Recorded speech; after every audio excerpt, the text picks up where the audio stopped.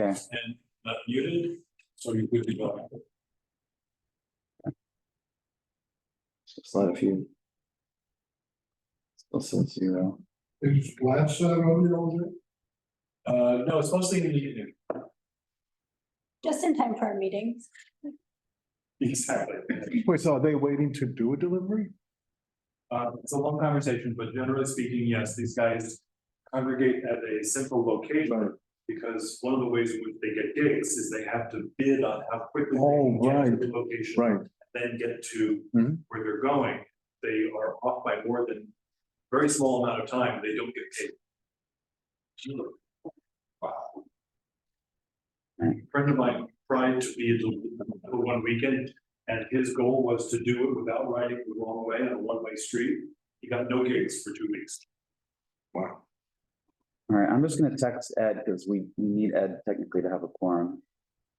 He usually is around and And he's able to join remotely and count towards the quorum. okay. But And we, something's going on with Brian, because yeah, he shows up as here. And didn't he confirm? he said he was gonna be here in person, I thought. Brian, are you, can you hear us? Hello? Yeah, Brian, we can't see or hear you. Sorry, this is his wife. He's on his way over. Oh, perfect. Okay. That's great. Thank you. Can you do me a favor and turn off your camera? You can vote for him in the meantime. I don't know about that. My camera's not on? No, it's a blue screen, but it thinks it's on. Okay, okay, never mind. I'll get on when I need to. Thank you. Okay, let's get started. So, hello, everybody. Hello. We are, I feel like I'm facing away from most people. We are, this is the newly renamed Street Activities and Resiliency Committee. That name may still be in flux, of Community Board 2, formerly known as Quality of Life. So we deal with street activities as well as environment, resiliency, and sanitation related issues. Oh, and Brian's here, perfect. Okay, welcome. So we, let me introduce the committee quickly. Our agenda today will be really two-part. The first part is going to be review of street activities. And the second part will be discussion of district needs and budget priorities, which we do every year. And so we'll kind of go through that and you know, there will be, we'll be open for comment on that as well, if people have thoughts on that. And we now have a quorum, so let me introduce the committee. Again, I'm William Benish, the chair. We have Rocio Sands, Brian Pape, Michael Levine, Erica Olson. So we will go ahead and get started. The way we typically do it is They're looking at each other. And who was online from the committee? nobody online, No, nobody yet. nobody's online, but we have 9 people, so 5 is a quorum, so Good. there's 4 who are absent. Good. And Mom may hop on at some point too. So the way we typically do it is we go through in order as it's listed on the agenda. If you have a presentation, like visuals, and you want to send it to me, I can share the screen up here, which might be helpful. So if anyone has that, it's just you can send it to my name, william.benish@gmail.com. So we will go ahead and get started. So let's pull up the agenda. Okay. Is anyone here from Donna Halloween Block Party? From that? I don't think so, because this one's an interesting situation. They told us they withdrew, but it's still in the SAFO system as pending, so we had to leave it on. But if no one here is to present, then we typically deny those that do not show, and we did invite them. Yes. Well, I noticed that 7 Cornelia Street for Donna Halloween party. Mhm. That's not Donna, the restaurant. Donna, the restaurant is elsewhere in the West Village, and it just didn't make any sense That's a to. new restaurant. It might be a satellite. Well, right now it's a Japanese or Chinese restaurant. So, Latin restaurant on Cornelia Street. Yes, I went by there. 7 Cornelia Street is the sponsor name and address. That's not Donna. It is the name of the restaurant, Donna. It's not there. Okay. I live on Cornelia Street. and It is. It is restaurant, but I wouldn't call it a restaurant, it's a bar with that. And I'm here to speak Oh. to not issue. Against Sure. it. Let's, They're not here, so. they're not here. No, but you can, let me just say it and then I'll pass it to you. We also looked in the SAPO system right now. I saw Irvin from the 6th precinct also commented that they're recommending deny, as we thought they would because of the proximity of the Halloween parade. So Irvin has already commented on that as well. But does anyone else before I open it up, does anyone else have anything to say? Me? Yeah, go ahead. It's a private restaurant, right? And if we allow this type of behavior, this type of applications, open up a can of worms, as I've been saying for many, many years. Yep. And I think this is not in the public interest to have this street closed. It's gonna be closed anyway. Yep. But they should not be allowed to have their business outside. Especially because it's gonna be, And especially because it's going to be involving with alcohol, which they may get a license to do it outside, but yeah, I think this is the wrong thing to do. Is it one day or multiple days? it's one day, it's on Halloween, it's October 31st. But I'm not even sure whether they are trying to push it through. It's unclear whether it's the SAPO system is not registering, but in any case, I agree. Hmm. Yeah. Okay. Anyone else? So go ahead, please. Oh, hi, I'm Mary, and what you Thank you. stated is, thank you, is how we feel. I'm a resident. Other neighbors have other commitments. So they couldn't attend. I also am a member of the Office Association. We're against it on several counts because of what you clearly stated. Also on Halloween, because our street is already closed for the public participants, the parade, and also for emergency. So we also had concern in the celebrity component. What kind of draw was that going to be? Cocktails, DJ, we have the parade. Our street is also the public toilet. Even though last year,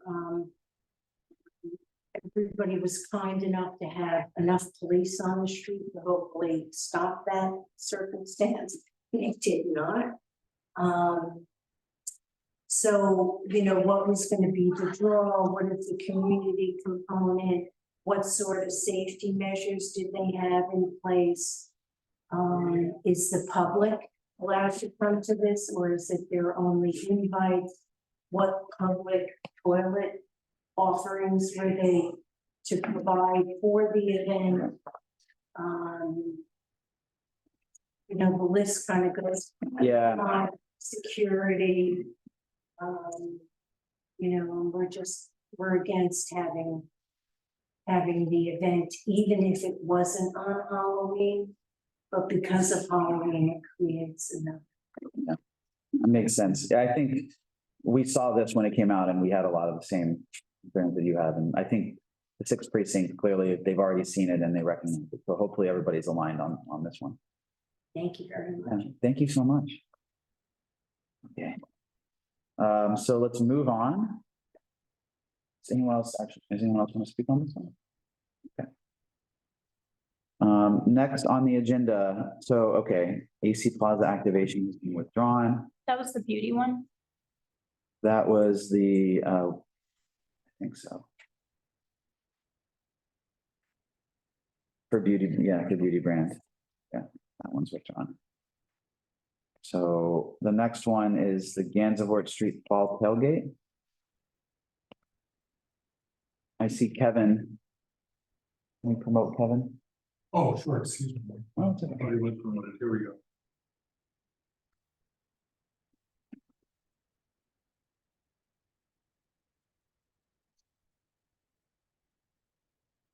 And this is on, I should have said, this is this 5th of November on Gansevoort Street between Greenwich and Washington. Hi, Kevin. Or is it? That's him. Hi, good morning, or good evening. It's Evan Sweet with you all, actually. Good to see you all again. I thought it was you, Evan. I was like, that doesn't look like him. Yeah, it's when we register up, if one of us registers, it just comes Yeah. under our name, so we always get the multiples. But good evening, everybody. I'm here tonight to present on the Gansevoort Street Fall Tailgate. This is to take place on November 5th.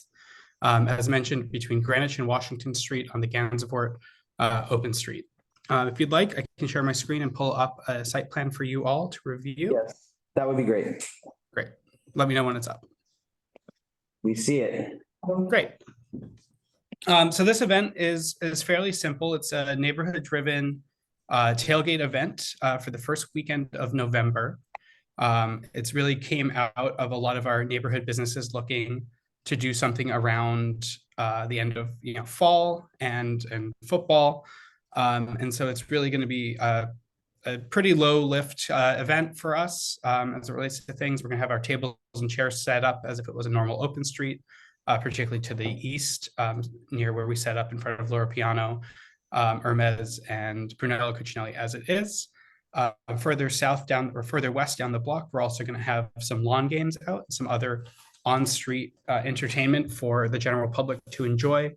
A few businesses in the neighborhood are also putting on some events in conjunction with this. This includes kind of a playing of the NFL games that Sunday, facing out towards the general public, so people can pass by, hang out, watch the football games. They can also listen to some music that's going to be on the street and enjoy it. And then, as you can see here on the north side of the street, we designate a ticketed area. This is Crew, a business on the block. They sell sunglasses, and Crew is going to do a chili fest and competition on that site that day. So members of the general public and their community can buy a ticket to sample some chili that's being cooked by a couple contestants that they're putting on in that area. And then also in that area, as Crew has a liquor permit, as there's an inside, as a business in that permitted area, there will also be the consumption of alcohol per their permit, similar with Common Ground, which is an outdoor dining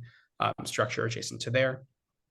Everybody of the public is able to access the street for patronizing any of the businesses, to go to the Whitney, things like that. Every activity that's getting put out, there's public seating, there's music for the public to enjoy, as well as some games and entertainment. And then, as I mentioned, there's a few specific events that are taking place as well that will be for members of the public who can join. If you want, again, if you're over the age of 21 and have an ID, you can get a beverage at Crew. If you in advance sign on to be a chili taster for their chili event, you can also taste some of that chili, and they're also going to provide some other food on site for the general public for purchase. I can also share briefly a run of show so you can just see the schedule for the event. Let's see. Yeah, the same one, but then here we go. Is this flipped? Yeah. Great. So as you can see, 8 a.m. is kind of call and setup. At 10 a.m. we're going to close the street to vehicles. Then some of that setup begins. 2 p.m. is the formal commencement of the open street. So we'll have 3 hours or 5 hours of the open street activity ahead to allow for the prep. Games on the block. The Crew event strikes. We have a few more hours of fun and games on the block. The event ends, and then the open street ends by 9 p.m., which is the regular scheduled time for that closure.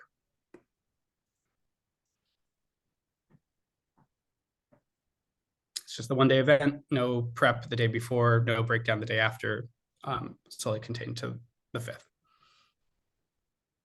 Got it. What was the name of the restaurant that was offering had to have the liquor license? So that's from Crew. It's a sunglasses store. Oh. They have a business inside called And Holiday, which has an existing SLA permit, which they would be extending to their curtilage through a temporary, I believe it's a temporary permit, but their existing permit may allow outdoor consumption per regulations with ID checks and guidelines. Yeah. Would you mind just pulling the run of show one more time? Sorry, I have the chance to get in detail. Okay. We're still filling in with some additional details. Other businesses on the block are working on how they're going to participate. So if Bell staff comes out with anything, we'll update those in the SAFO program to make sure that those are reflected and included. Cool. Got it. And then I guess, is the music sort of going the whole time? It's like a DJ playing the whole time? No, the anticipation is that there's going to be, it's acoustic, so it's going to have horns, Okay. maybe drums, but not a DJ, not dance music. Oh, okay. Cool. It's going to be a live band. Got it. Okay. Yeah, I think the original application said DJ, but I think acoustic is a great choice. Yes. And then, sorry, can you talk a little bit about the security that will be there? Yeah, absolutely. So our the meatpacking district already provides pedestrian management support to that block as part of our work with the Department of Transportation as the open streets. So those members will be on site managing the street closure overall, as well as patrolling the site for general quality of life ambassadorship. In addition to that, any business which is extending any liquor consumption outside of their storefront or business would have additional posted security to make sure that that was being done in a manner appropriate with their state liquor permit. Got it. I think if you go to audio settings, there's a bar. Yeah, there is, but it's Yeah. And I would guess, anyway, in terms of the business on the block, I would guess they're generally supportive of this. Yeah, I mean, this really came out of a lot of interest in doing an event from those businesses. So we wanted to make sure, as it relates to the open street, right, to accommodate and promote their activity outside of their business to really provide a vibrant open street experience. We find it a good symbiotic relationship to support businesses coming out of their space to activate the block. Okay, let's open it up. question. Sure. Kevin, you mentioned purchasing tickets. What would that be for? What activities require purchasing a ticket? So Crew is hosting a chili cook-off event as part of this, right? So they're going to be sponsoring some people to produce different chilies, different recipes. And so to taste as part of that project or that program, you would go to Crew and purchase a ticket to do so. Would that be roped off to the public, or how would that work? The actual distribution of samples and area is controlled by Crew because it's right in front of their space. And so I believe they would manage who was actually provided access to the sample. But there is other food that will be available to the general public. Which is not by purchasing a ticket. Correct. Okay. And you have adequate sanitation disposal for all the food? Yeah, we're making sure that Crew, right, as a partner on this event, is supporting their sanitation need. Beyond that, the meatpacking district provides full sanitation for that for the neighborhood in that block, for any litter that may be generated as part of the daily use. Thank you. Yeah, and as you said, the street's completely open for all the other businesses to continue, doing their thing, all the other restaurants and whatnot on the block, right? Right. If Pastis is on the block, I don't think they are excited or interested in participating formally in this event, but they will still have their full, complement of activity going on. Yeah. Question. Go ahead. Can you tell us how this particular event is any different from I don't know if you heard the previous application for a restaurant that was to close on Cornelia Street, one block, so that they could have their party. And that restaurant itself would be benefiting. How is this any different? What this event is proposing, if you're charging for the food, and are you donating? Are they donating the food?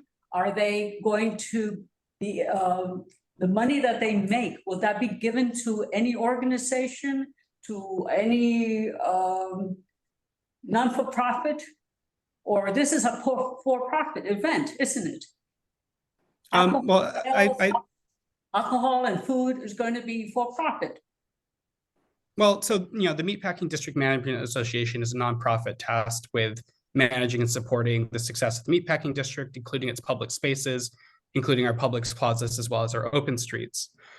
So from that end, right, as we are the applicant for this event for a block long, wide activity, We are the managers of this event, and therefore it is not a for-profit street closure. We're making activity and events open to the general public for their enjoyment on the block. There are private businesses which are part of this event, as this this block is a commercial block, as many open streets are around New York, and as part of our expansion of and kind of work of the open street program to provide more opportunity for businesses to exist on the in the public right of way.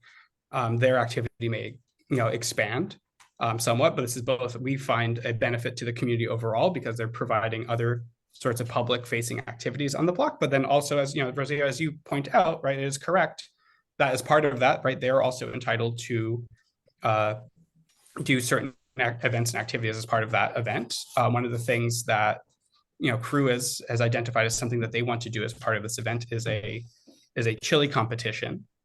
And as part of that, right, they've decided that the best way to limit the number of people who are trying to get a sample or whatever this may be is to charge a ticket. I don't have the full knowledge of that business proposition, how that's working for them, how they're organizing it. But from our perspective, and I believe the city's perspective on this, right, there's a public component to this activity, right? But on a block party, you're welcome to sell your gyro on the street in front of your business or whatever it may be, as part of that process. And so from my perspective, at least, that's nothing substantially different from any other kind of public facing street event. Do you have any idea what they're going to be charging for these tickets? No, I don't. And do you have any idea what they will be charging for the cocktails and the Again, drinks? I don't see that as my role is making sure that these businesses are charging an appropriate amount or not, right? As part of a street event like this, a business on that block is able to continue their business as they see fit. Can I just ask, when you're talking about open streets, is this normally an open street or no? Yes, it's normally an open street. Yeah. Do you know we manage them? What are the hours for it normally? Do you know? Yeah, so right now our current open street program is Friday evenings from approximately 2 p.m. So Friday afternoons through 9 p.m. And then Saturdays and Sundays again from about 2 p.m. to 9 p.m. And our open streets, our designated open streets are Gansevoort from Hudson to Washington, Little West 12th from Washington to 9th, and West 13th from Washington to Hudson. We also have the 9th Avenue slip lane north of 14th Street and Community Board 4, which we manage as an open street. Okay, and this is November 5th. Trying to see, is this taking place at the same time as it would normally be closed, or is it in addition at a different? There is some additional closure, right? We're closing at 9 a.m. or 10 a.m. I believe, to make sure that enough time for the kind of production needs on site are accommodated. Otherwise, you'd have to let trucks down or kind of compete for that roadway space to make sure the event's set up properly. Gotcha. Okay, but some of it coincides with when it would normally be yes. It's on a Sunday. Okay. Did we talk about security? I did ask about security. Brian, I think you had a question. Yes, I noticed, I don't know if I should look. Yeah, look here. I noticed there was a security station at one end of the street. I'm wondering what the function of that particular station is. Did I read that correctly?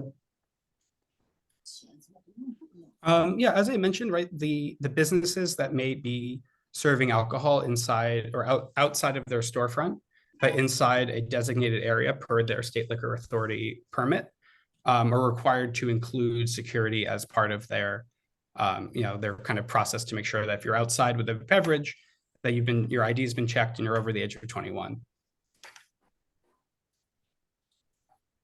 Okay, so that station isn't to restrict people from coming in or going out except for alcohol. Yeah, that's correct, right? And the only people who are doing any type of security that would involve exclusion are security personnel checking for IDs to make sure there's alcohol, or right as they are in this area that has been designated, if they make a determination that person cannot be in that designated area. But as all events that we produce in the meatpacking district and try to put on, our goal is to be as publicly accessible and publicly, public friendly as possible. Yeah. And it's for, the enjoyment of the community. Can I just ask, in terms of, other participants on the block, do you know, I know there's several retail stores. Are they all participating with? Yeah, we're working with a number of them to figure out how they might participate. That right now, Crew and Common Ground are two that have, the clearest commitment and interest in the event. But, Bell Staff is also on this block, as it's Frame Denim, as Neely Lotan, Laura Piano. Some of them are businesses that we get good engagement, right? I think in the past, you've met the Bell Staff team when they've done the Distinguished Gentleman's Ride. Other businesses are not in the kind of interest in doing things in the public realm in the same way. And so unfortunately, we imagine while we would love everybody to participate, some are less interested in doing so than others. Okay. Yeah, so your intention is to get, as much block participation. Sorry, can you repeat that, Will? Your intention is to try to get as much participation as possible from folks on the block. Absolutely, as we do with a lot of our events, often that's one of the difficulties of the work. Okay. Question? Participation means putting a table out on the street or what? Yeah, I mean, from our end, we're very open to what businesses and others may want to do creatively on the block. As we said, right, some people are providing music. There's going to be, lawn games, like cornhole, things like that. There's obviously this chili contest, which is a big part of it, but then also our public seating and some other activities. Like I said to Will before, as we're working to secure participation in this event, which is still, over a month away. We'll continue to update as we have clearer ideas of what those activities are. Of course, nothing that would not be permitted by the city. All things are relatively small lift. It's it's not a major event. Follow-up question. How many people do you anticipate at the maximum would be attending at any time? Yeah, absolutely. We find that it's sometimes hard to know a full number because that street is already so busy. We don't necessarily think there's going to be a significant increase in traffic on that block, maybe 200, 300 additional people. But on a regular Saturday, that block gets 20,000 people walking down it in the day. So. Wow. That's a good block. Put a business there. It is a busy block. Ed Ma is on. Oh, hi, Ed. Ed is on as well from our committee. Welcome. Okay, any other questions from this committee? I see Donna and Carter both have their hand raised. We're gonna start with let's start with Donna and then we'll go to the public, and Carter has his hand raised too. So Donna, go ahead. Yeah, so Evan, I think, it's great to get more people going down the street. It's closed anyways. I like that you guys already have the chairs out there. So, great to do that. My concern, of course, is the alcohol. Common Ground already has their outdoor seating and everything, so I understand how that one works. Crew does not have anything like that. So would their permit, would they be getting the one-day permit for that, not the bid getting the one-day permit for that? And then would they be cordoning it off in a certain area, or will people be able to walk around with that? Yeah, so the meatpacking district is not going after a one-day alcohol permit for this. A private business, right, Crew, inside of that business, they have a wine bar called And Holiday. Right. And Holiday has an existing liquor permit, and or wine permit, and our understanding is that they would do whatever they need to do per that process to make sure that they had the appropriate permit. So I'm not sure if that's just extending out because they can do that through the outdoor dining rules, or if they need to go to permanent one day. Yeah, they don't have any outdoor seating. I just checked that, so they'll have to do something. Perfect. All right, I would defer to your knowledge as I would hope that would be contained and not be going up and down the street. I mean, I've seen them do other things where they did something a few months ago that they had cordoned off out front. Right. So I would hope they would do the same thing. Yeah, absolutely. And from our perspective, right, our key point is to manage events and activities in the neighborhood well, so that they're successful, and right, having them spill out or do anything that would be contrary to that, especially as this larger event is a meatpacking neighborhood event. We would be very cognizant and aware of those issues. And then are any of the other businesses from any of the other blocks, have you engaged with any of them to see if they want to come over and do something here, or would it only be the businesses on this block that could kind of bring something out if they elected to. Yeah, absolutely. That's a very good suggestion. I think we could definitely look to raise a little more interest and activity around the district. As it is right now, it is for the block of Gansevoort Mhm. right there. But happy to spread, bring bigger outreach to the neighborhood about that. Okay, great, thanks.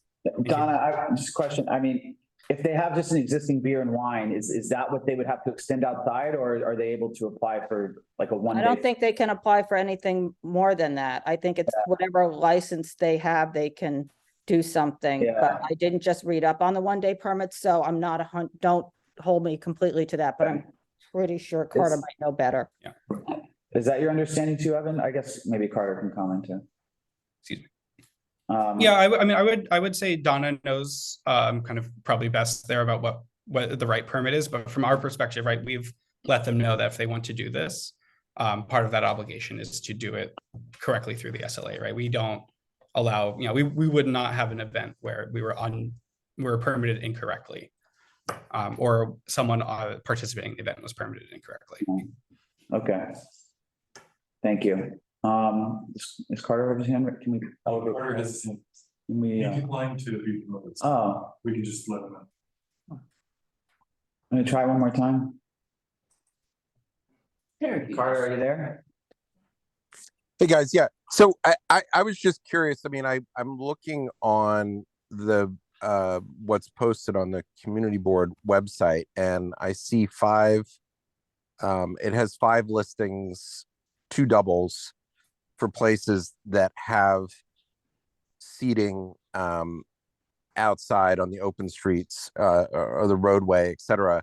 But all of is seated seating at tables and chairs. And so I'm just sort of curious, the security. I mean, it would just be regular restaurant operations where they seat their patrons. It's not like there's a corral where people can drink in some designated area for pastis, for Bar Nana and RH Guest House. So I was just a little bit confused about how the other operations are expecting to operate, because it sounds like from the description that it's going to be people standing around outside or something else. So I'm just not sure I understand what is what and which businesses are participating in what capacity.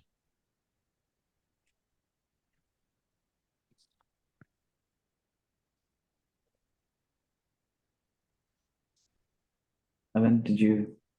I mean, so right, I think Carter is correct where businesses with existing outdoor dining will likely operate as they normally do, which will include seated dining in the roadway. We call out the cruise plan, right, to establish a designated area in the frontage of their business in the roadway, where they would have security and the necessary ID check to allow for that consumption activity to take place on the street in a enclosed area.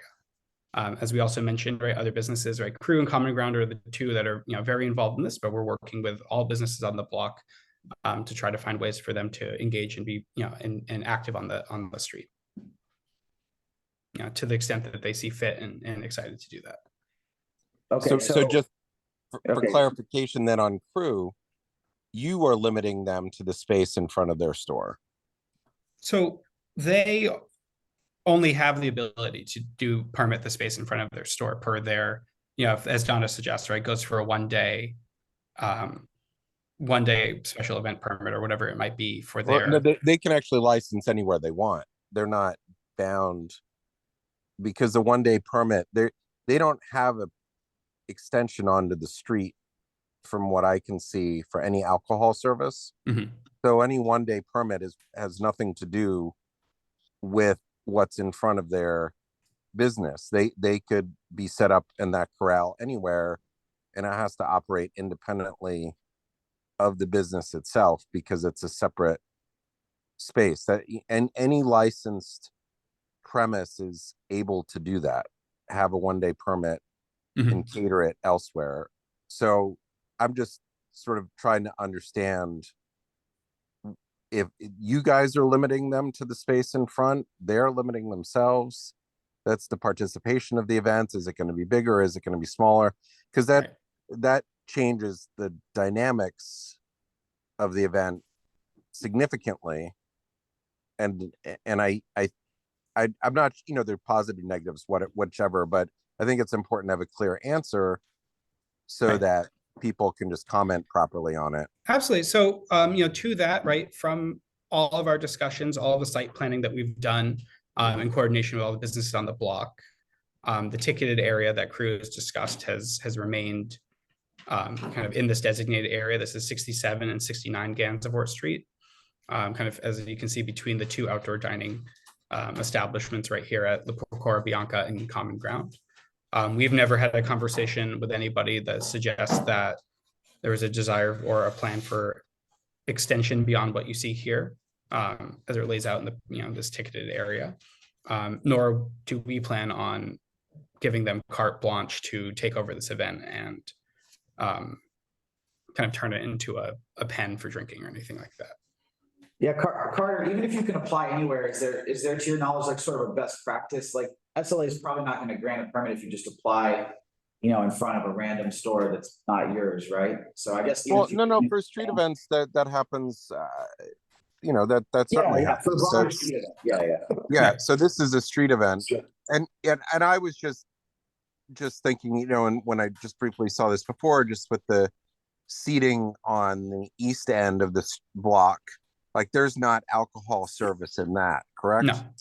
Right. So if that's the ticketed area looked very reasonable, and I think that just from what Evan had said about any chili eating contests, etc., and just not taking over the whole event, I think is the at least that's what I would think that people's concern would be, and that was just my question, because they could actually, they don't need to be in front of their space. They you're right. Have whatever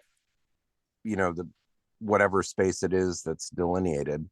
We don't often have those types of events in our board, but that. Yeah. So could they apply for full liquor as well, or would it only be beer and wine if that's what they have? No, because as the sponsoring business, they don't have that ability. Okay, got it. They can only sponsor to their license class. Got it. So question, Thanks for that's helpful. Yeah, go ahead. could we, in our resolution, indicate that they should not be selling alcohol outside of their permitted area, which is being ticketed? Well, they can. I mean, we can mention that that's how they proposed it, but yeah, they can.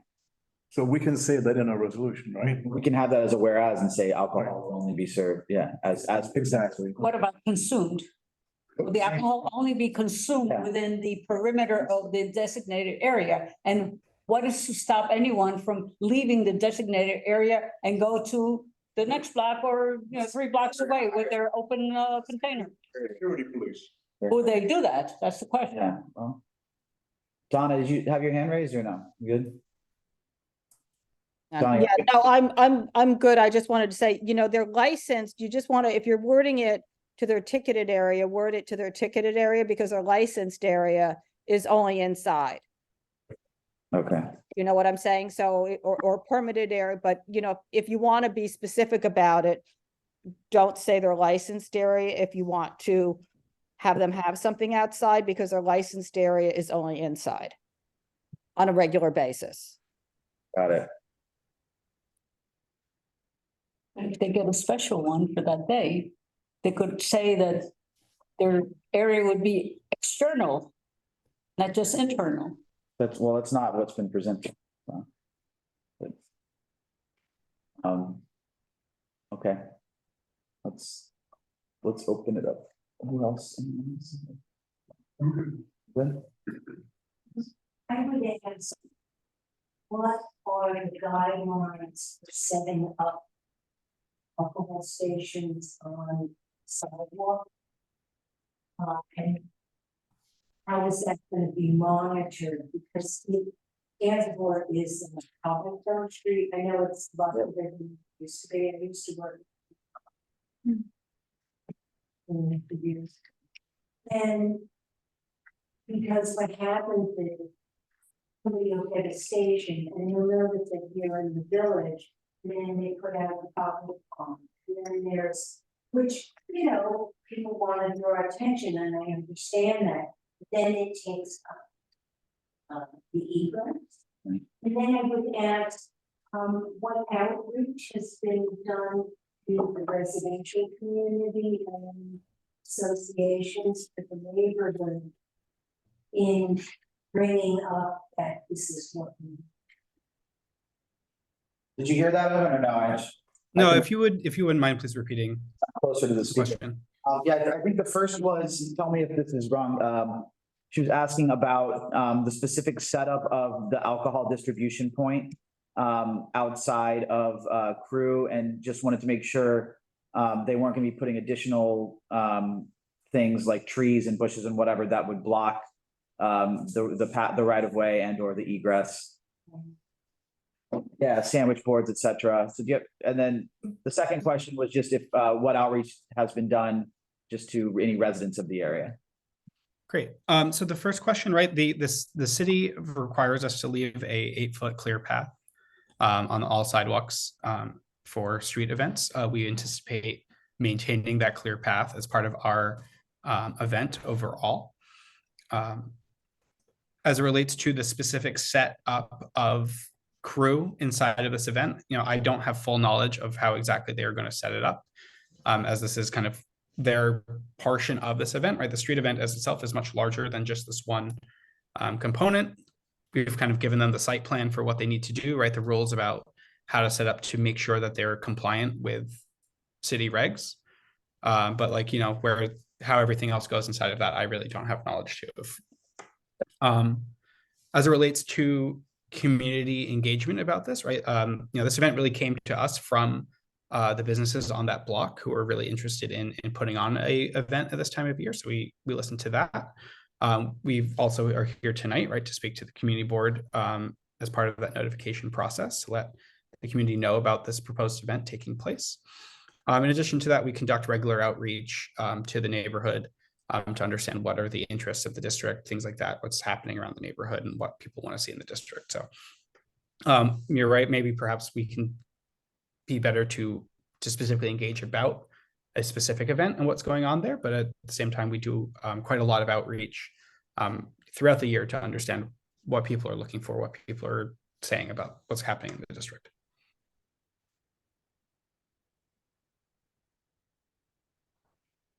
Yeah. Offer is that when it is today of the marathon, I don't think it affects that area of town, so. But it's too much. That's correct. We don't anticipate any knock-on effects due to the marathon, as most of that is concentrated further north and east of us. What day is it? Marathon is on November. Okay, I don't know if Carter has any more. His hand's still raised, but. You would down. I do not, thanks. It's also end of daylight savings. Yeah. That'll be fun. Okay. Thank you. Thanks, Evan. Much appreciated. Absolutely. Thank you all for your time. As always. Have a good evening. Okay. Okay, Swarovski Skims is withdrawn. So the next one is Kinder Chocolate. All right, welcome. Sure. Yeah, you can sit right there. We sent a floor plan. Okay. And I also have some handouts that show the floor plan as well. Dude, remember who That's Lawrence and yeah. Let me see if she saved it.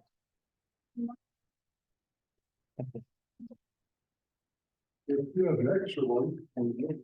Have one for Mark. Right.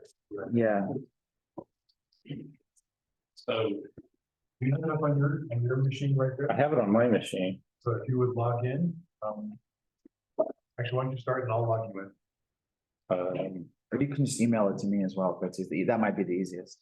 Sure. What is Okay. your forward? What's your email? William.benish. NESH@gmail.com. That'll be the easiest. I'll do it. Thank you.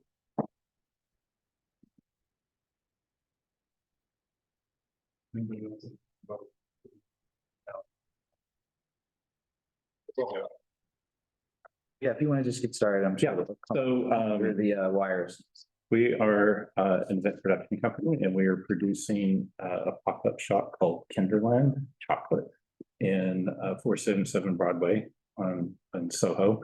It is a open to the public event to introduce families to the new Kinder chocolate. It's been in Europe for a while.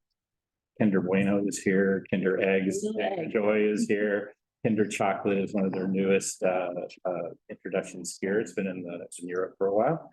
And what we're doing is we're creating an immersive experience where people come in, families, and it's targeted towards families and parents come in and they'll experience chocolate and center and how it breaks apart and how you can share it. And at the end, there's some games and they get to do some arts and crafts and then they leave. So they'll come in the front on Broadway and they'll go out on Mercer.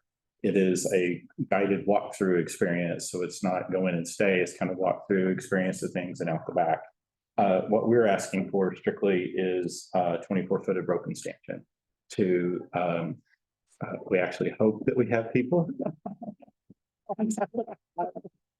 And we always apply for a permit no matter what we're doing for putting anything on the sidewalk. So that was what this was for. It'll be, I think it's 8 ropes and stanchion directly right up against the building. There'll be 2 security guards outside. And then there'll be 1 security guard at the back. And it's strictly for just to keep people, if they are standing in line, up against the building. And that's what we're looking for. And it is going to be on Friday, the 10th from 10 to 6 and on Saturday from 9 to 6. And open to the public. The only thing that we're serving is a chocolate bar per person. And you said 2 security or 4 security? We've got 4 slated Uh-huh. and it just depends if we need them to go in, out, depending on the crowd. And we're using Stone Security as our security.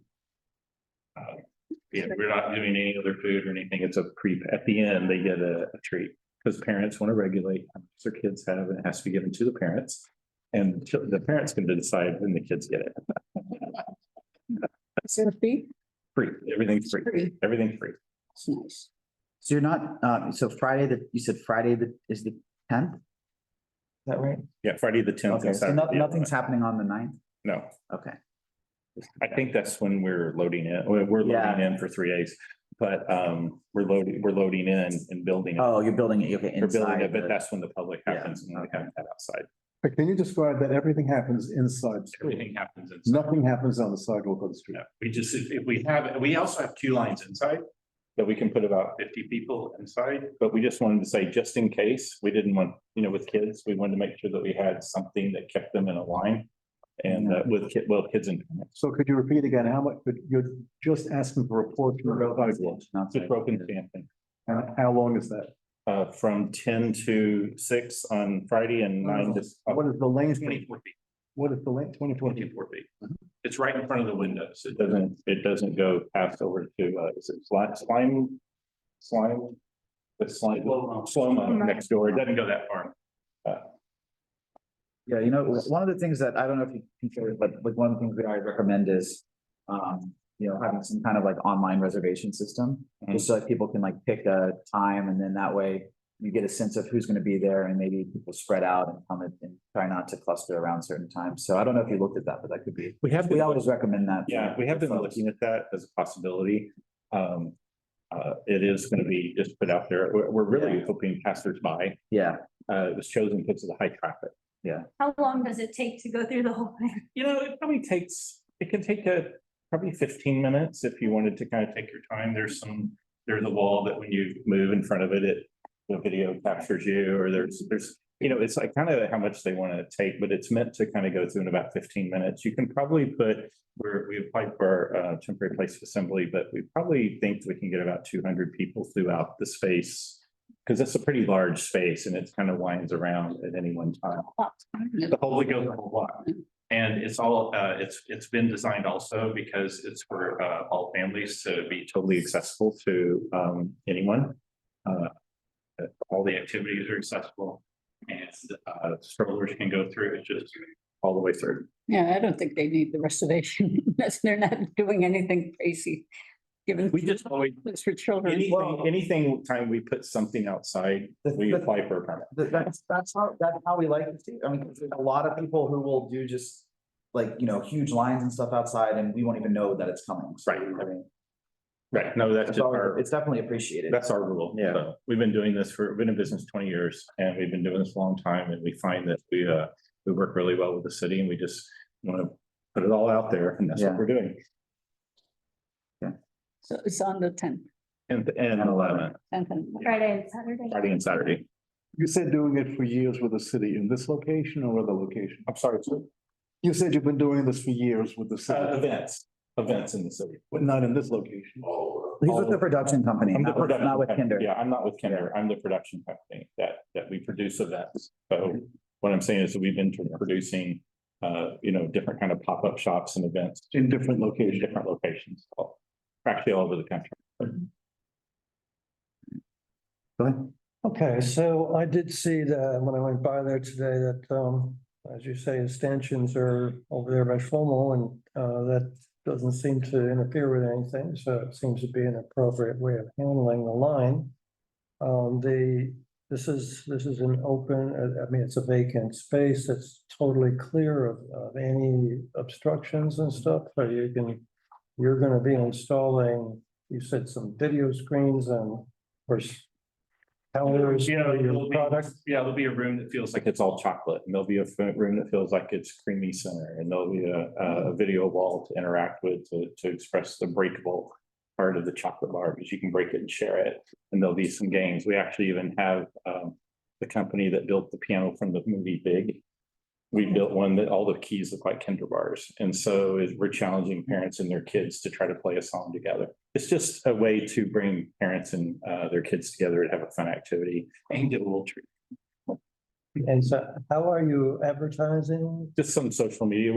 Social media will talk about it, but we're mainly chosen because of the passersby. We look for this location because it has a lot of families. Those 2 days, people are out shopping, and we hope that when they see something that says Kinder chocolate, come on in, that they'll come in. Well, if sidewalk traffic, that wouldn't be a problem. But I think as soon as you're out on social media, they're gonna come out of the woodwork. They're gonna come from, other states. I think I don't know if they would. It's just, I mean, I'm not trying to diminish my client in any way whatsoever. It is a chocolate bar. And there is no celebrity, there's nothing. We've created a really fun thing. I hope people like it. But it's a chocolate. Yeah, I think they're gonna like it a lot. I think Yeah. they're gonna like it too much, maybe. All right, that's all. Sorry, can you Thank you. just tell us exactly when the public will be allowed inside, at what time? Yes, hours? it's on the second page there, 10 to 6, and on the first day. Oh, I'm sorry. There we go. Yes, thank you. And 9 to 6 on the second. Thank you.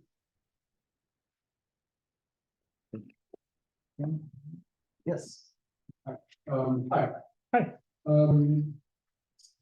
First, I'm gonna preface this by saying I understand that what is submitted on paper, Fiscal won't allow you to change it.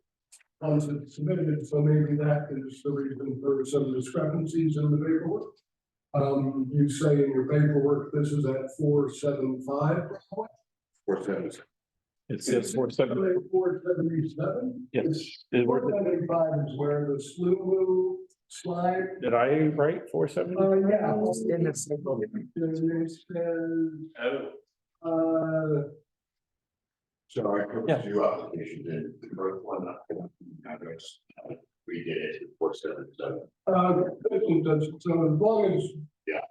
Thank you. I wanted to say that I'm serve on the board of the local business improvement district, but I am not here as a representative of the bid. I'm here as a representative of the Broadway Resident Coalition. And their residential buildings, 470, 475, 473, 471, 469 on your side of the street are all residential up above. Across the street, 474, 474, 476, 478, 480, 482, 482. Are all residential up above. So the build out becomes, it has been a problem for others in the past. I see that your dates for load-in are start on the 6th. 7th. The 7th. And that's no building, it's just loading. Well, we load our trucks in on the 7th, and then with all of our props and things that we built and the video equipment, and then we work inside for the rest of the time. Because sometimes they set up saws and drills and stuff, and they do all that on the side. Oh, God, no. Okay. We are a little different than some event production companies, is that we own our own fabrication facilities. And we make if you saw our shops, it looks like a Hollywood set shop. And we do everything. We do everything off site, and I call it plug and play. So when you come in, it just all clicks together, goes in very simply, because you are not profitable if you're building it on site. You need to get in, get it done, and get out. Well, I saw your hours were good, so I didn't think you were in the building.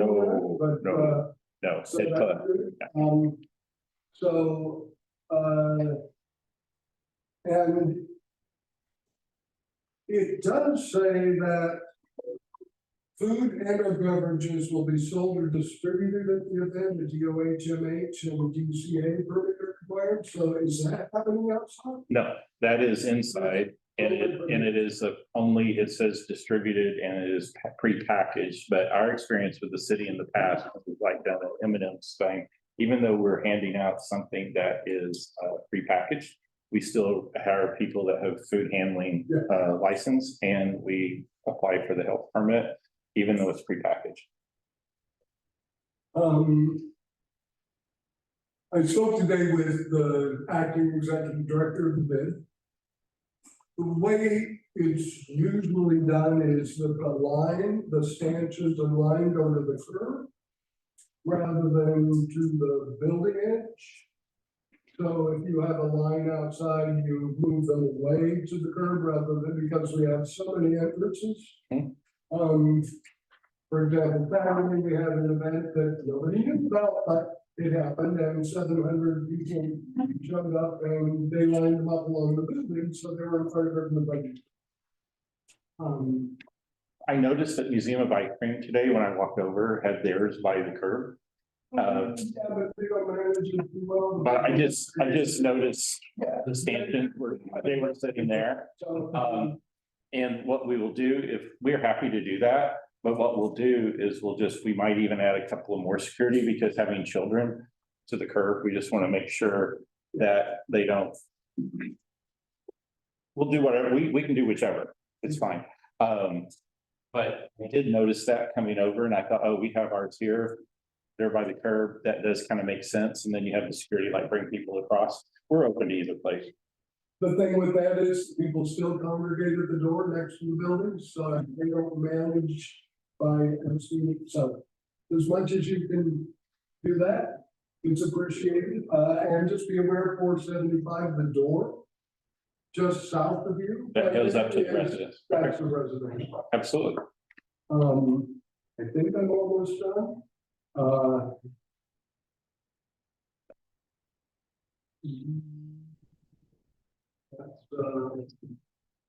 Do we need to resubmit our floor plan to show moving it over? You might, I think you should just resubmit it to SAPO, yeah. And just move it over. Okay. And just, I mean, maybe make sure the 475 one is deleted or whatever. So that's what we still have. Make sure that one's gone. Yeah. All right, we'll do that. Okay.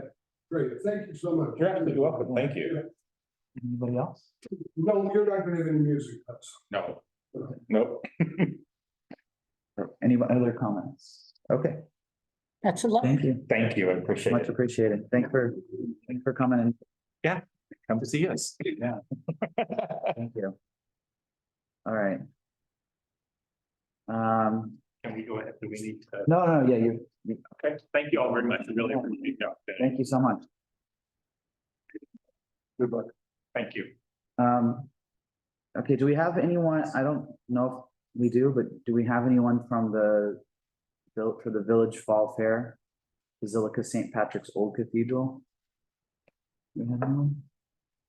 Remember, this was the one where it seems to be happening far away from Basilica. Okay, Sure would like to see somebody talk about that. yeah. Can you remind us, it was on the agenda before? It was, we're starting to review as like all of these. People have wanted to review all of these big Broadway street fairs that close all of Broadway. And so this was one of those, right? So I think we started taking the view that we want to review all of those because it's all these like, the very generic street fairs are the same thing every time and they close, pretty big thoroughfare. Yeah, very disruptive. Absolutely. Okay, let's. So it's a no-show. Nobody's here. Okay. I think. Nobody online either? Those are the only three people's Carter, Darlene, and the meatpacking bid. All right, how about Holiday Snow Globe? 14th Street. That one I think we hadn't heard from either. Yeah, we followed up and we didn't hear from them. So that leaves us our last one, which is Light Up the Village Alliance. All right, thanks for sitting through our stuff. This is a pretty short meeting, actually. So. Okay.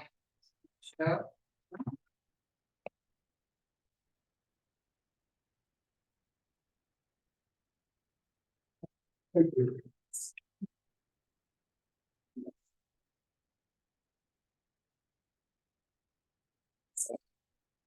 We're going to show, we're going to site map. Okay. And if you want to come up here, it's actually, it might be easier. That's okay. Sound good?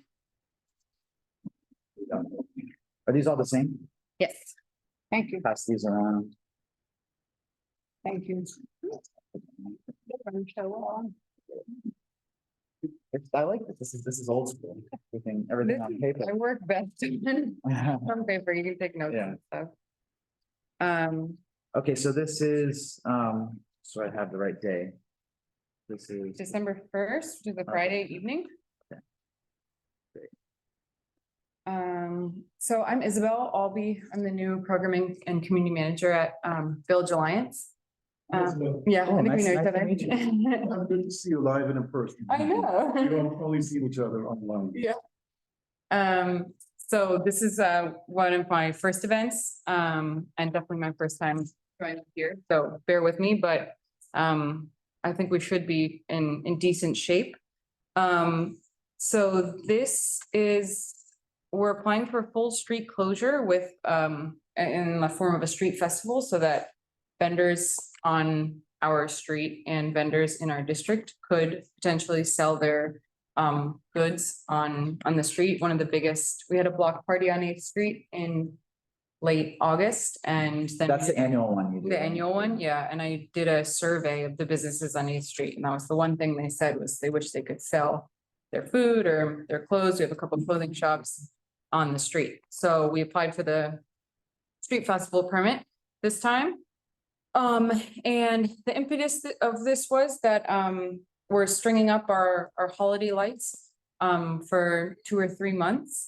And I kind of wanted to have it be more of a groundroots effort. And so we're working with local hardware stores, both the Ace on West 3rd, and then there's a hardware store on 6th Street and about 6th Ave and 12th. That's gonna give us a discount on a big purchase of lights that we're gonna pass out to the businesses on 8th Street and maybe some 5th and 6th Avenue businesses that are interested in.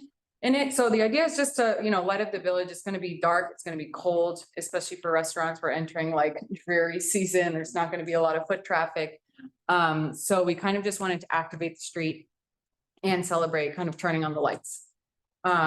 So again, it's fairly basic, and since it's in 2 months, it's still, we have a couple confirmations, which I think are gonna be the pillars of the block party, but then, if a clothing store wants to pop up outside their thing, maybe that'll come later and we'll announce it and make sure everybody's aware of who's gonna be where.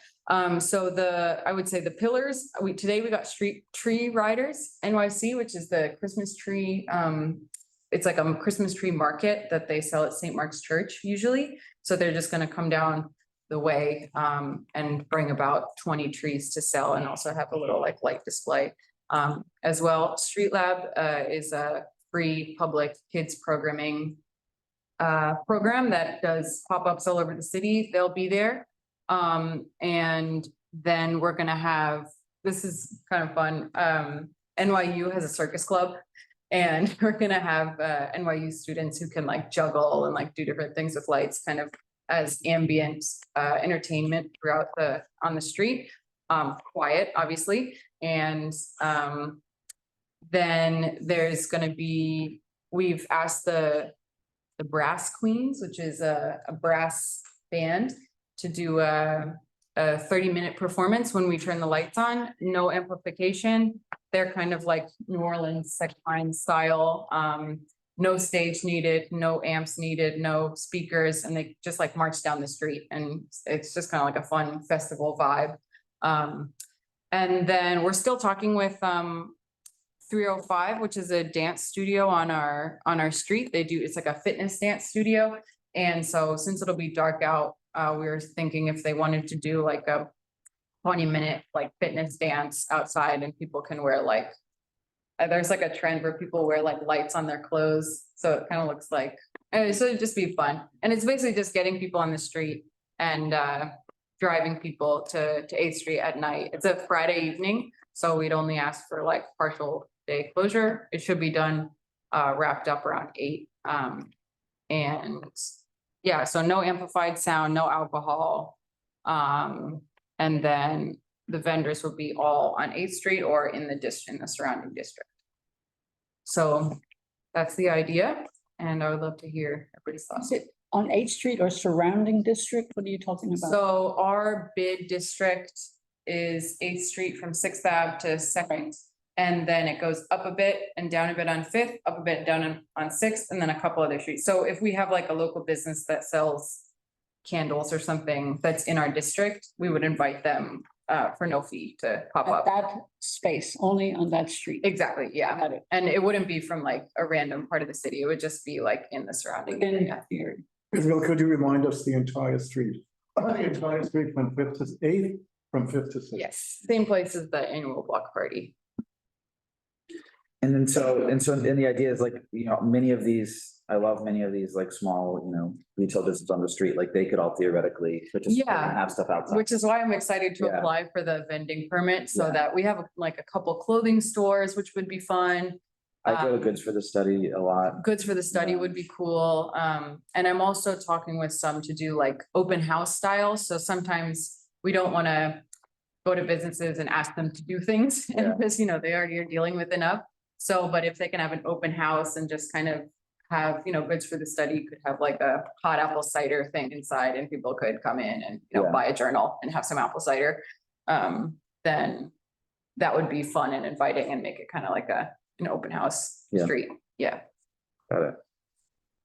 And then, do you, in terms of security? So we know what the have plan our is for that? security team, and we would just keep them on for this event. It worked fine with the block party. We had 2 guys, one at 6th, one on 5th, on 8th Street. And yeah, so we would just keep our team. And they're familiar with the area, familiar with a lot of the local characters. So we would have full faith and confidence in their abilities. Great, and then, but I have one more question. Sorry, you go ahead if you want to ask. It just had a mosquito. I was- Oh, yeah, mosquito. Okay. I like the idea. I think it sounds like a fun event for families and for everyone. And I like the fact that you're gonna have outside, maybe the studio will perform, that'll be great. Yeah. And the band doesn't need amplification because they're loud enough. Brass instruments are pretty loud. Yeah. And so it'll be great. And I like that you're not gonna have any alcohol.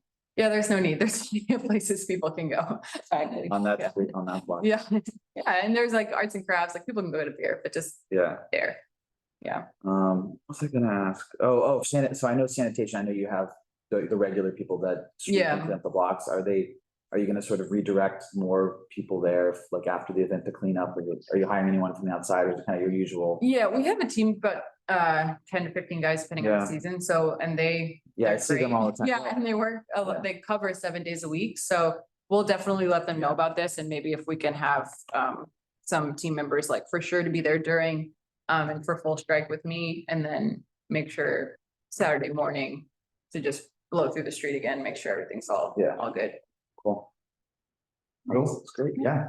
Full disclosure, as you all know, I'm on the executive committee of the Village Garden Board. And this is one of Isabel's first projects, and It's- the bid executive committee is very excited about this event. Oh, really? Yeah, because again, it activates the street at an appropriate time to do it, when it's dark at night, when Greenwich Village can be at its most depressing. And we're hoping that this will light up the village. Yeah. Thank you. That's one of the things we did. I don't know what he was on the vote, but I thought I should just inform everyone, you do know my status as a member of the executive committee. So I don't know if I recuse or not, but I am, but as you know, I am very much in favor I of. don't think so unless there's a. Are you making any money? None at all. Well, yeah, I think I say that actually. And I have to say, my balcony of my apartment overlooks 8th Street, Oh, really? but one block over. Okay, But I love when all the lights come out. yeah, You can look sideways. They all turn on at the same time. that's the goal. I mean, that'll be a logistical thing for me to figure out, but it'd be fun to like turn them on and then the brass band to Yeah. go, Yeah. so. Unfortunately, like, when they come on is like, then that's the point where I can't enjoy my balcony anymore until the spring. Yeah, I can see them through my window. yeah. Oh, I see what you mean. Yeah, Will they play when the Saints come marching in? they could. I'm sure they have a lot of the classics. It's a lot of fun. Right?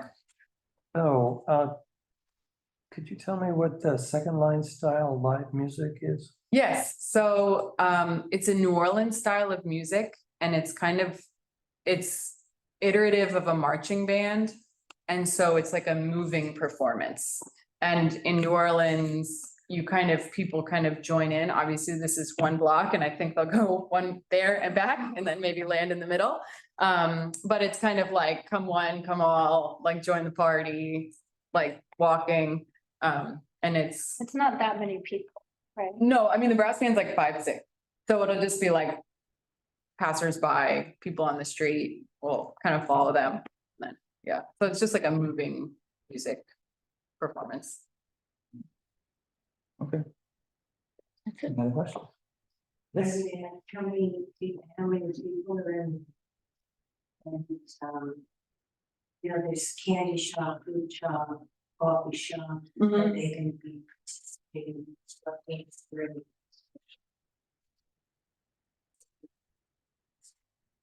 So the band, if we can nail down the brass queens, which I'm working on it, will be roughly 6 women who play big brass instruments.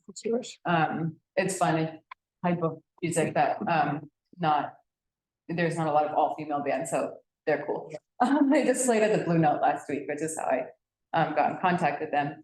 And then, so we'll reach out to the vendors. We've reached out to most of the coffee shops. I think they're gonna, like Mushab is gonna do hot chocolate. The candy shop is a great idea. I haven't hit every business on the street yet, but I will. And, if people wanna pop out and, sell candy on the street, then. People wouldn't be able to go in shops, they have. No, they don't have to. It's just an option and people could do both. Or they could, put some fun light fixture on their thing to kind of make their shop look extra inviting. But the sidewalk. Sidewalk wouldn't be blocked. Cause they could. Yeah, so if they came out, then it would be on the open street versus.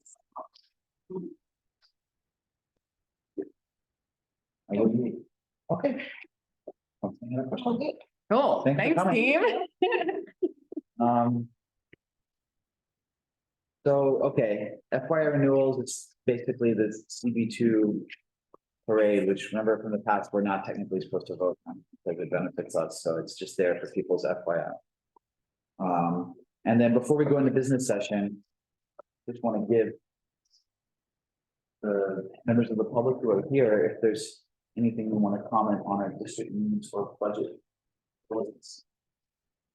I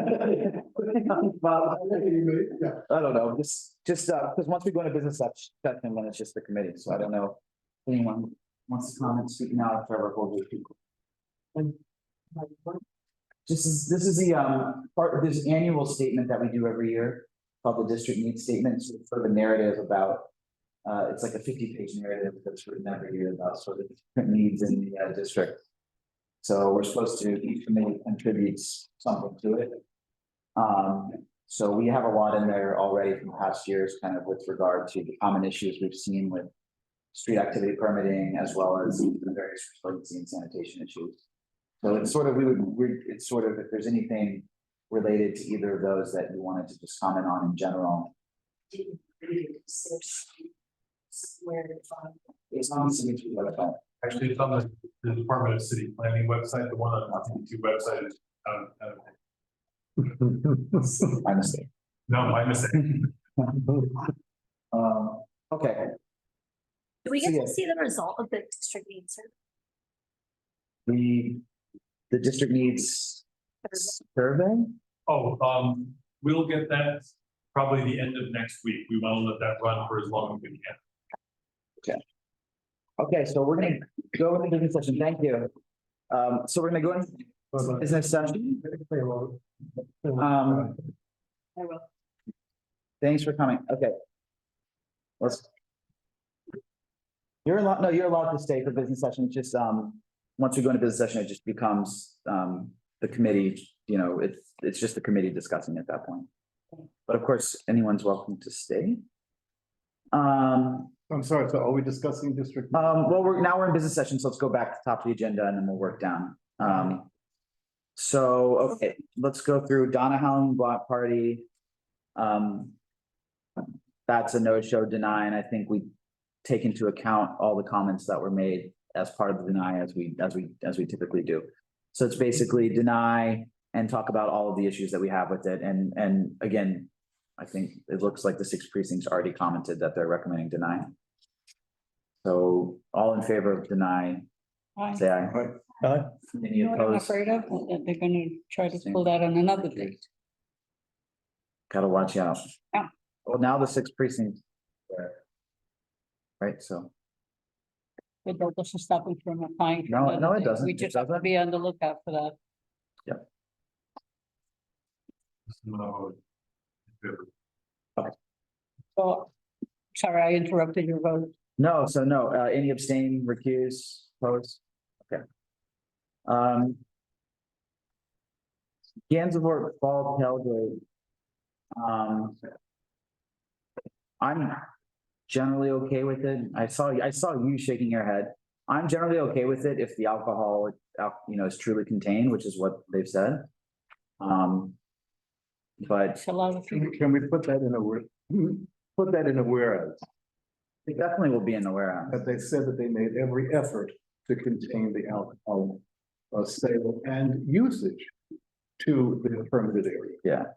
I mean, from my point of view, the type of events that we've had the biggest issue with in the past in Gansevoort is all when we have outside people come in and do huge events that have no ties to community. I mean, this is an event with all local businesses, and I do feel like we should support local businesses, and it's already a closed street.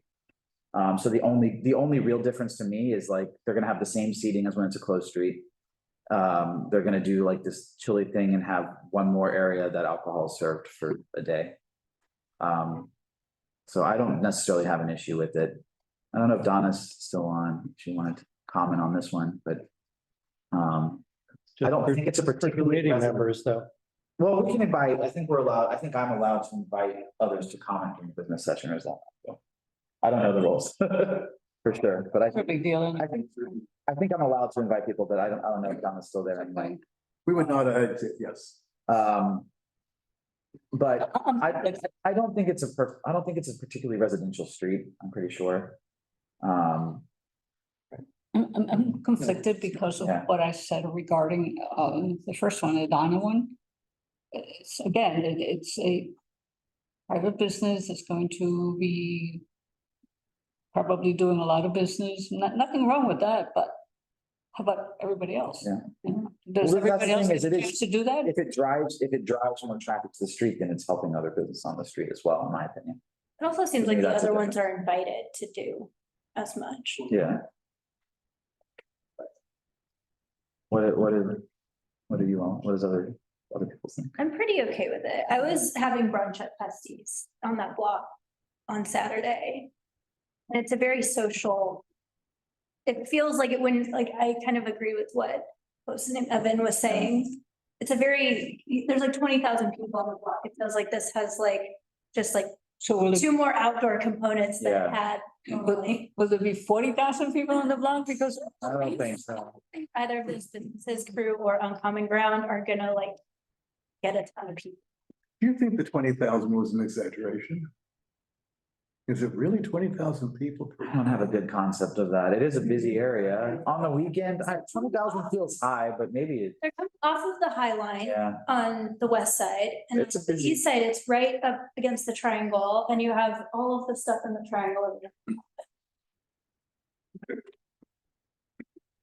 What do you think? Fine, No problem. What do you say? I'm fine with it. You fine with it? No problem. No problem. Yeah, like for me, if it's like actually supporting local businesses and it's already a street that's closed, like the incremental impact Mhm. seems to be outweighed by like the positive of driving more business and people to the areas. That's my. Here's if they have enough security and Yeah. they're really gonna have make sure that no alcohol is. Yeah, and the bid is very typically good at this kind of thing. Making. Okay, you changed my mind. And the bid had all the answers for this one. Sometimes when we ask questions, they don't know the answers. So they were well prepared. So, all right, so taking into account the specific whereases which will be in there. Are we all in favor of approving this? Approve. All in favor, say aye. Aye. Oppose, abstain, yes, okay. Okay.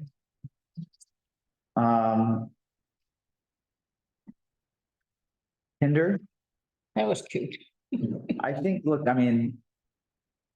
They actually came and presented, they had plans, we know we don't always get that. So this is someone who seems to me like they're a very good operator. Was the sense that I got. Mhm.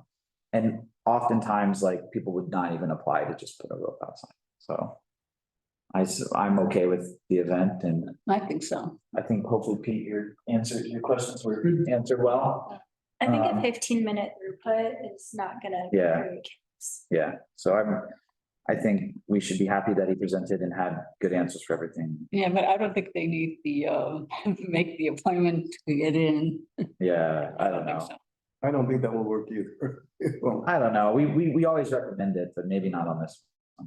Well, it's an interesting aspect that you're gonna enter from Broadway, but it's exiting. Exit on University, Right. Which definitely keeps the chaos to a minimum. It's not like the ice cream museum. What's the active one? Sure. Oh, okay, that is a nice layout. I didn't catch that. Okay, so all in favor of approval of this one? Aye. Aye. Oppose, abstain, accused. So Village Fall Fair is a no-show, so that would be a deny. Any other comments on that one? All in favor, say aye. Aye. Opposed, abstain, accused. Okay, same holiday snow globe, No, sure. no show. Other comments on that one? All in favor of deny, say aye. Aye. Any opposed, abstain, accused? Okay. Light up the village. It was fine. I They do a block party every year and it's all, I think, I mean, I live right there and I think I've it's never always, been, it's but- always a good event. Nice, right? And I would love to see like, so I love that street because there's still a lot of retail on there, but there's like more and more vacancies. And so like, I want to see that street be successful. No, I was looking at our sheet. Yeah. Well, the west side is parts of it are kind of rough now because they have 3 or 4 vacancies in a row on the west side over towards Sixth Avenue. And they get some of the issues that you have arising from the West Fourth stop. Will, you've taken the words out of my mouth. We need to make the street more vibrant. And if this one works, it'll be great for the bill. This is our first major project. Yeah, also there's that construction site right at Google Right across from, something. and so that's a void and that'll be there in December. But this will be something good for the future when that gets built up and filled in and so on. What's going there? Well, it'll be residential above commercial. Commercial on the ground floor and Yes. 5 stories of residential. Mhm. All right. So we're good with that. All in favor of approval? Aye. Opposed? Same, okay. And then I think on our event, we just stay silent, as we typically done. Just give us, that's. Yeah. the purpose of putting it on the- Yeah, perfect. We accomplish the goal. Perfect. Okay, should we talk about district needs? So I sent around to everyone what we had last year. So let's pull it up. I don't think we need to necessarily change a lot. There's a few things that I would just call out. So we have sort of 2 components of this. So there's a section on resiliency and environment within the district needs statement. You know, it's interesting because I would be curious to, you know, talk. I haven't had a chance to like talk to many people over the weekend, but I know we had huge flooding on Friday. And so I'd be curious which specific parts of our district were affected. But, you know, I imagine like I should talk to Katie and I imagine West Village houses maybe had some issues because they always do. But I don't know. I mean, is anyone aware of any specific areas that flooded within? I walked maybe a we good were amount. okay Like, compared to others. I went to work, Yeah. I live in Nolita and I work in Soho, so I kind of walk that part of the district. And Yeah. I walked it twice actually on Friday and there was no flooding that I saw Okay. at all. Cause I know like, You must have good rain gear to walk twice. Yeah, well, it wasn't bad actually, like it stopped raining in the middle of it, like I was seeing all the Yeah. stuff and I was like, this It's is not my. well, I know I saw like some stuff on Twitter about like in Brooklyn and people were Yeah. calling for better, well, certain, even basic things like having better and more regular clearing of I like the sewage rates and the catchments, yeah. So like, but I don't like, do we need to call, I don't know if we have a real need. I don't think that's our issue. Yeah. I mean, we talk about sewage infrastructure, which I think is a big problem citywide. I was saying yes on Grand Street, darling. There was very bad flooding at West Broadway and Grand, Yeah, in the place where we kind of thought they had fixed it. yeah, But that's, it's also the newly designated housing opportunity area, the place to put masses of affordable housing right at that intersection. And we warned them, but city decided during the rezoning it would be dealt with by the developer, I guess, but it's, yeah. I don't think that's an infrastructure thing because that's the old swamp. And the water level is just there. Yeah. So in the statement, we already talk about both coastal and rainwater flooding. So perhaps it's covered already, unless I don't know if it needs to change. I guess my only other question is on the resiliency part is, do we want to call out anything about this Army Corps plan that we all came out against? Again, I don't know if that's relevant to district needs. No. And we're already on the record with the resolution about it. I don't know if we need to call it out. I'd really like to see the survey before we put a point of view. Is that crazy? That seems, I've actually never dealt with a survey before. This is my first time. I've been doing the budget thing for years. gotcha, This is the first time I've done the survey. gotcha. Um, I mean, I'd love to see what people, that's where like if someone was flooding, maybe, Yeah. maybe I we could hear about it. figure that most of the results of the survey are going to be about public safety and Yeah. that sort of thing. But they I mean, we- just choose like one, per thing, and they have an open answer part, which I. Yeah. Yeah. I mean, this is typically like just a narrative that we, like we say here, with the growing combined risk of coastal and marine water flooding, CB2 encourages the city to work with community stakeholders to develop a plan for, like, it's broad, right? So we don't typically get super granular. I mean, we have on the past and on like ESG and stuff like that. But, Yeah, I don't think we should mention any locations. okay, And the reason is, in the future, we are lucky in a way, we're not in the floodplain, we're above it, but in the future, we may not be. So I think we just need to make the general statement that we're concerned about resiliency efforts in the future. okay, which is we had, and so we can sort of keep the same. Right. Sanitation, we also talk about the need for more service for storage, corner garbage bins that have seen increased usage in various areas. I think that's still an issue we want to highlight probably. Can you say we continue to be disappointed in the lack of adequate sidewalk trash removal? Yeah, well, that's changing, yeah. They want us to do Yeah. so many crazy things. The rats know what time between 4 and 8 o'clock, we can't put our garbage in buildings outside. It has to be after 8 PM. As if the rats came out at 4 o'clock in the afternoon. They don't. Now they're requiring us to put the garbage inside containers, which is fine, except that rats will eat through anything except metal. They won't bother. So they're making all these rules and all these things that are really detrimental to many small business owners and many small property owners. The staff that has to go through the garbage and then you're gonna put composting on top, it's really, you can't be in business anymore. It's really, So Rocio, are you saying we should stay? so we should say, the city wants to take control of the rat population. So There are more rats than people. so are we saying that the efforts are not appropriate, not correct? They have to do more. The city has to do more, That's better. but correctly. That's better. Okay, so let's do the right thing. Let's get garbage cans that are rodent proof. Which they've been piloting in certain parts of the city. The big bill. Containers. In the corners, on each corner of each street that has a garbage can. Yeah. It should be rodent proof. Well, the big bellies are rodent proof. Yeah. Very expensive. Yeah, If I may, there's a problem with them in that they're key operated, because it's a compactor, so you don't want some child putting his hand in. And the problem is who's got the key Right. and who can open the key at the time at which that. That's the big problem with big bellies. That's why they're mostly sponsored by bids or by individual business. mhm. I think the 8 o'clock thing is an issue. I have a small business in Soho and there's so many live work places. Like I get it. If you live, it's easy. You're at home at 8, but like no one stays in the office until 8. We have no choice but to break the law or never throw out garbage. Or I have to go like nap, right? Like it's 8:06. Like I'm not gonna go back to my office, but it's untenable.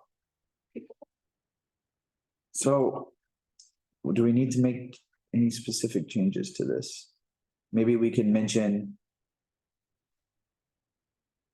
continue to, I don't know, basically, what do we want to say? We talk about servicing corner bins. Maybe we add a point about increasing rat-proof bins. Sorry, I might just think. Let's get sanitation. We should demand that they do what they used to do once upon a time. Sanitation picked up garbage 6 days a week. Sanitation picks up garbage 3 days a week. So what happens to the garbage?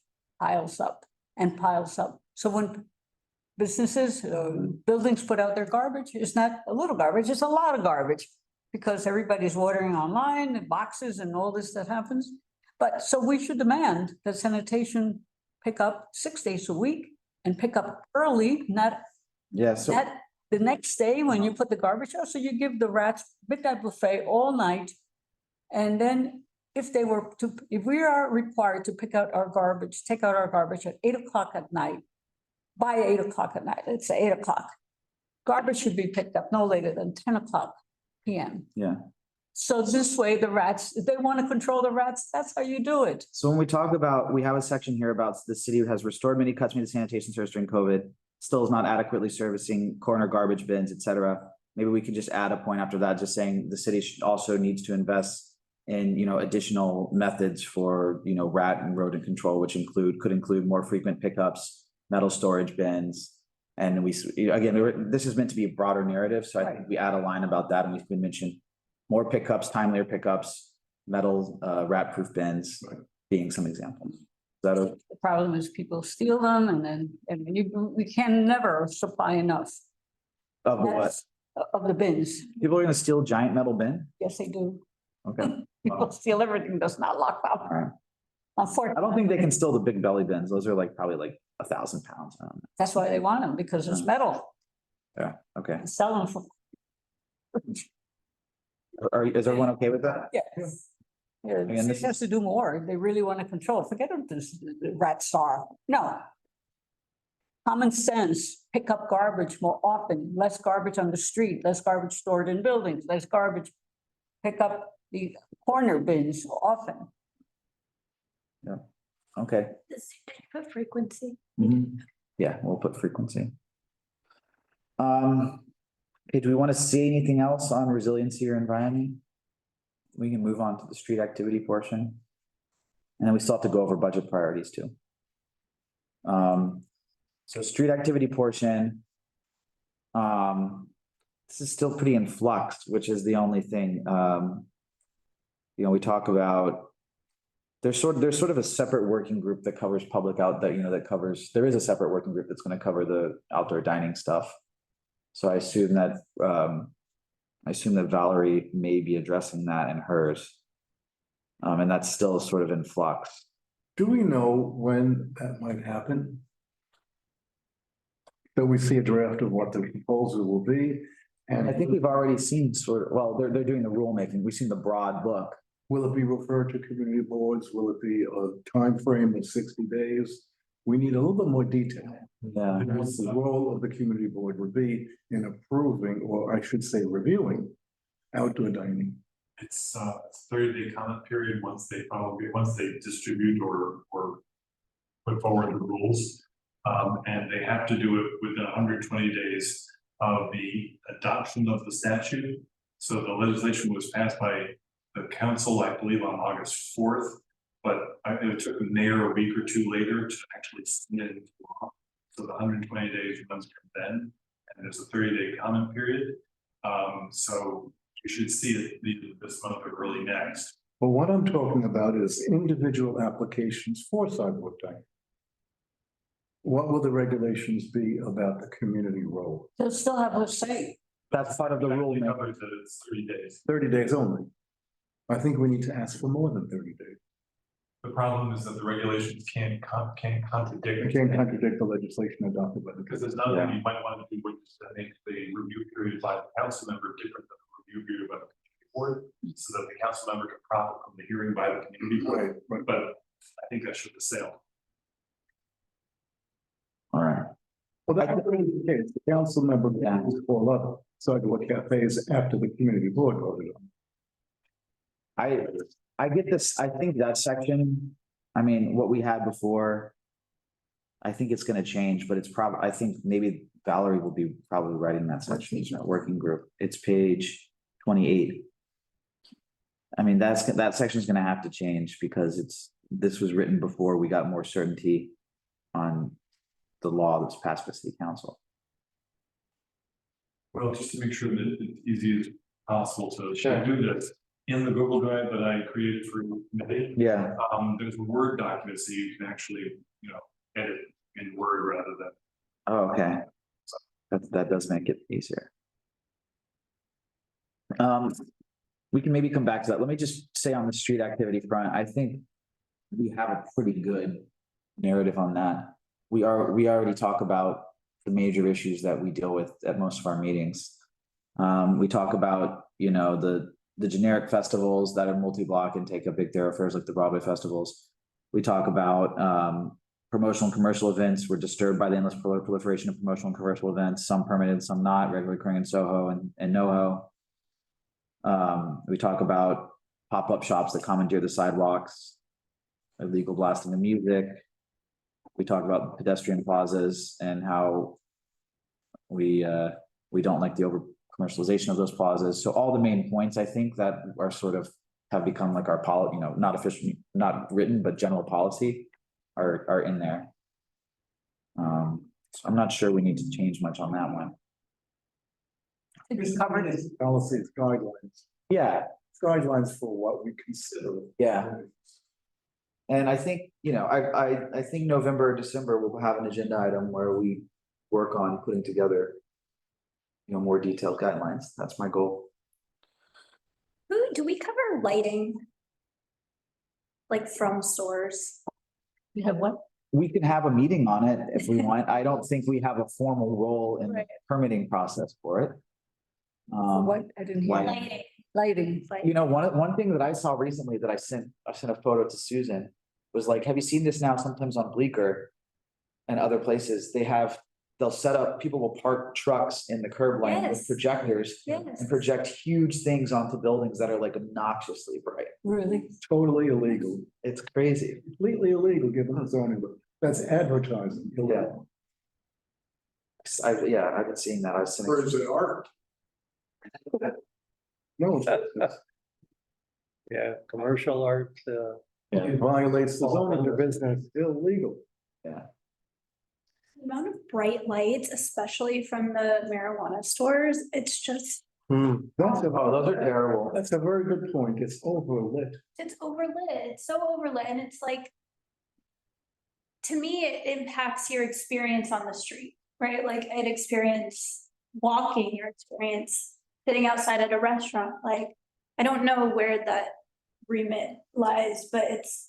yeah. Could be in the I was landmarks. thinking landmarks, I was just gonna say that. Only if we you do do, landmark district, if you're in a landmark district, right? Which is not all of the which is not all. the- CB2. But it's a lot of the village. Where we have, now on, yeah. Years ago, our council member for this district had passed a law, got a law passed at city council that said you couldn't have light emanating from a sign that went into a JLWQA unit, joint living work quarters furnace loft unit. And that DOB was supposed to establish this, that, and the other to clarify that and for enforcement. Well, it went to DOB and DOB said, what? And they never established Yeah. the framework. Yeah. And city council there was a change of council members. So Catherine was out, there was nobody to carry it forward, so that just disappeared after all the hard work, but that was the only attempt that you could kind of tie into that of controlling Yeah. the lights, and now we have all these LED screens, and we've talked to Deborah Quick about that. Yeah. And nobody really knows what to do. You know what I'd like to do is I think it's a good idea. And I think maybe in the environment section of the district needs statement, we just add a short Light blurb about light pollution. So. Unless people are opposed to that Regarding- idea, because I think it's several things, right? It's LEDs, it's projection, it's the marijuana store, like neon signs. Moving lights, Yeah, well, so even just an anecdote, within the landmark districts, the historic districts, we have not been seeing when stores just come in and change their signage. That's correct. So for the marijuana stores, which are illegal in the first place, the ones that have the flashing lights are the ones that are illegal. Nobody seems to be reviewing that. And so in the past, when we've had applications where there was lighting in the windows or signage on the walls, that was all very carefully studied and Yeah. reviewed. And a lot of times we would reject them and so forth. But what's happening now is it's a kind of a free-for-all where new businesses come in and they're not going through that process. They're not even submitting for They've review. already had the review and the approval of the change in the facade. So they'd make the change in the lighting without going back and getting approval. Yeah. Would everyone be okay with adding a blurb about light pollution? Yeah, well, absolutely. Anyone vote against that? Or- I think we need to say something like, the administration needs to consider how to control light pollution citywide. Could we ask for funding for resources for enforcement at LPC? Because poor Katie Rice is, there's like, that's like this big. I think that would have to come, well, we're all gonna vote on it in the end, but I think that's more of a landmarks ask rather than a committee. Okay, Yeah. okay. And we do that. We've been doing that for several years anyway. Ask for How about the DOB? staff or enforcement. We should be asking. Our specific, yeah, but that's. All right, when we can talk to Chanel, like the whole board's gonna have to vote on this, like this is not our specific submission. Okay, can we let's move to the budget unless anyone else wants to add anything specific on there, on the district needs. I think we are sort of in agreement of that one. Yes. Wanted to add something. What was the question? I wanted to add something about the illuminated sign. I used to go to Department of Transportation during board meetings. And there were the tour buses that were traveling around without people riding on them. Yes, They were I've seen using- moving billboards. Yeah, and that. Because of the wear and tear to the streets, they were like, no, you can't do that. But I've still seen some, like, but not like the tour buses. I put this actually on the light pollution thing too. Like I saw one on University, like the other day. It was like just a flatbed truck with a huge neon sign just sitting there. So I don't know, is that what, we can add that, I would add that on. Yes, and then, I find that a lot of why people are getting away with different signage things. The city requires, is looking for people, when you're looking at, there's so many horrible problems that we say to Eric Archer, this is ridiculous, we're not doing. Hire somebody to do. But the city seems to not respond unless there's a corresponding treatment. Yeah. And then I would note about the rats, I didn't know I could speak up, is that the more rainwater we rats. Seems Thank you. Yeah, thank you thank you. All right, let's move to the budget priorities. So how do people feel about that? I think. Thank you. Yeah, thanks for coming. Yeah, I appreciate it. Thank you so much.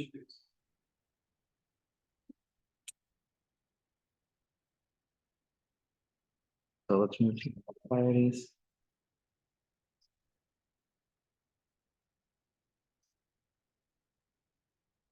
I highlighted in what I sent around the ones that were ours last time.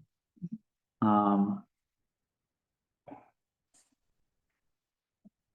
think we still want to call for some form of study on the west side because there still hasn't been a comprehensive study on resiliency in Hudson River Park, and that's part of the problem. Like what we have so far is a giant regional study with no specific on the ground work done. So I think the fact that the Army Corps plan is out, I'm looking at the number 4 budget request. We may want to tweak it a little bit. Who would we ask to do the comprehensive study? DEP or DEP could coordinate various organizations, but they would have to work with, remember, they'd have to work with the state DOT, they'd have to work with Hudson River Park. So I think maybe we can tweak it a little bit and just mention how, with the Army Corps project having come out, it's not, an adequate answer for what we need, and, you know, a more comprehensive localized study is needed, something like that. I think the crucial word here is localized. Yeah, How does it play out in our community district? Yeah. Which is completely surrounded on one side by water. yes, I don't know how it's gonna be integrated into all of these other agencies, but the city Department of Buildings has formed a new waterfront code committee. It's a whole new set of codes. yes. And you're on it, right? And I'm on it, and we have just general. A general agenda. But I am hopeful that it will make something inclusive and comprehensive and logical about how we handle our waterfronts for floodproofing and resiliency. But also, you know, it's got to involve stormwater, sewer water, and you know, it's got to take into account how precious our waterfront is. Yeah, So it's one of those things where until that committee meets or begins to congeal with some ideas, if we don't know what's going to come out of it. right. But it's got to be integrated. It's got to be a part of the process. And I wonder what we can say in this for budget and so forth. It's in this 1 year of a session of a cycle. I don't think there's going to make it. Yeah, There's nothing going to come out of it solid that we can actually count on. We have to wait to see what happens. So whatever we write up, I'm saying we want to acknowledge the fact that the city has established the Waterfront Road Commission. Okay. But until they have deliberated and come up with some real proposal, yeah, how's it going to fit in with DEP and yeah. for the Corps of Engineers? So why don't we just tweak that, and I'll try to bring in the fact that USACA came out and more localized study is needed, however, and it could be done. You know, it would need to be done in collaboration with other agencies, including or agencies / committees, including this committee, state DOT, et cetera. Yeah. So I can tweak. I think we need to keep it on the top of people's list. Is this, look, this is not solved at all by just the Army Corps saying there's a wall there. There's a lot more money that needs to go into this and work and study. So I think we should keep this up high on people's list on the budget priorities on the capital. But I'll try to tweak it, and I'll send everyone around you know, the wording, if that's okay. Okay. So okay, Lucia? Yes. I think that was our only big capital one. We had a few on the expense. Let me see. Okay, so actually we had one about an in-depth study. Yeah. What is the one on page, what number? Number 7 under the expense. So, I mean, the thing is, there's a capital and expense component to this. This expense is for the study, and the capital is just the fact that at some point there's going to need to be real capital put into this in terms of building flood protection. So maybe I'll just try to harmonize the wording we use on each of those requests, but one's more of a capital ask and one's more of a budget ask, but both of them can sort of have similar wording about mentioning the Army Corps study, saying more localized study is needed, something like that, if that's okay. City funded. Yeah, well, yeah, that's what this is for. So yeah, I mean, I wouldn't mind if someone else wanted to fund it, it might work too, but yeah, so is that okay? Yeah, but our target here is city funding. Yes, for this. Yeah, besides funding this committee and of course the work that DOB is putting into this particular subject. I would say that's already been funded. But we're talking about going beyond that and asking for something that's more, I don't know, more deliberate, more in-depth. Yeah, More comprehensive. yeah. You know, something. I guess just to the point that we need to keep it at the top of the list, at top of the priorities and not let it just kind of slide along and be put on the shelf. Okay. So right below that one is exactly what we talked about earlier. Quantity, condition of trash and recycling, evaluating pickup schedules, rat-proof containers. They said last time, due to fiscal constraints, availability of funds is uncertain. That's a favorite one. So let's keep that one for sure. Maybe we even push that one up higher, but well, that's voted on at the exec committee, but I think that's an important one that we keep. And then kind of way further down, we have this like CECM request about effects of street closures for commercial events. I don't know if people want to keep that. Basically saying, you know, can they look more into the impact of these various commercial events, negative or positive, I guess, but mainly negative on the neighbors in the area. This was a pretty low priority, but I don't know if we want to keep it on or not. What would we hope to get out of that? That we don't already kind of I'm know. not sure. That's a good question. It's not a funding issue, is it? Yeah. Well, it says we're asking them to allocate funds to conduct a study about the effects of full street closure. So that hasn't been done. We really need a study. We can tell them what. I think we can maybe take that one off. I don't know. Well, I don't think it's likely to happen.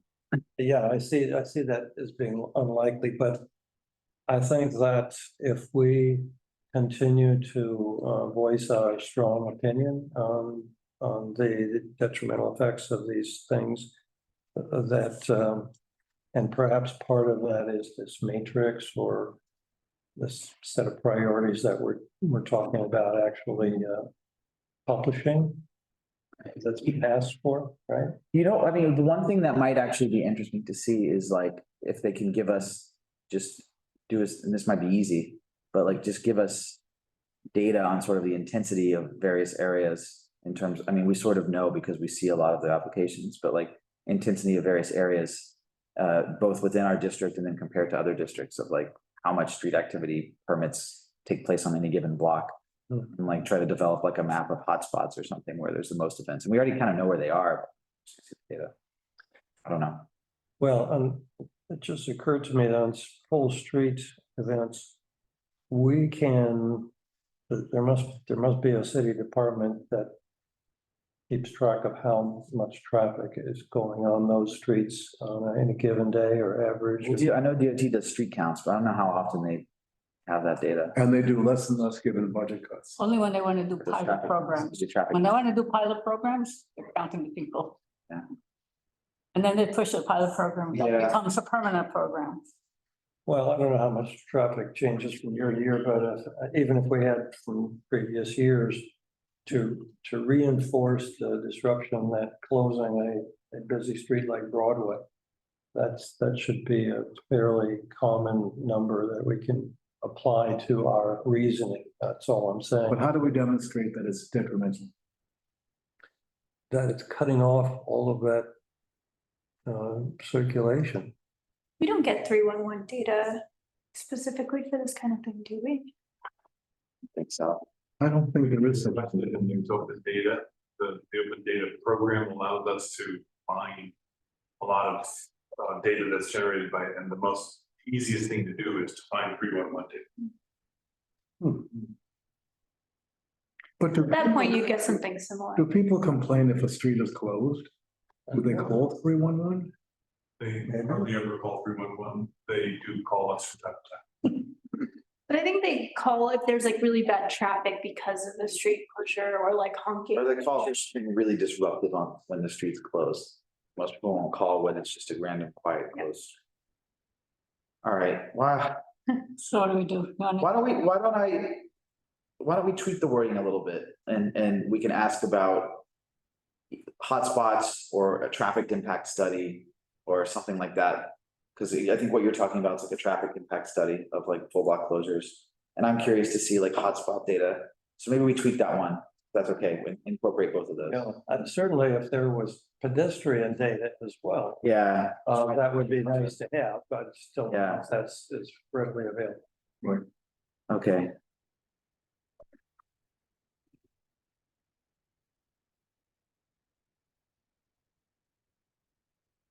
It's certainly interesting to have Davies at our meetings.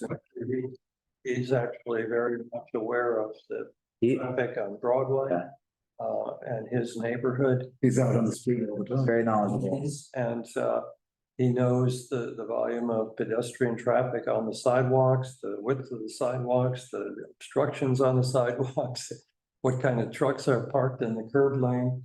You know, he's a wealth of information. He's usually on the screen. It's good to have him here. All right, there's 3 expense ones left. I think hopefully these are fairly uncontroversial.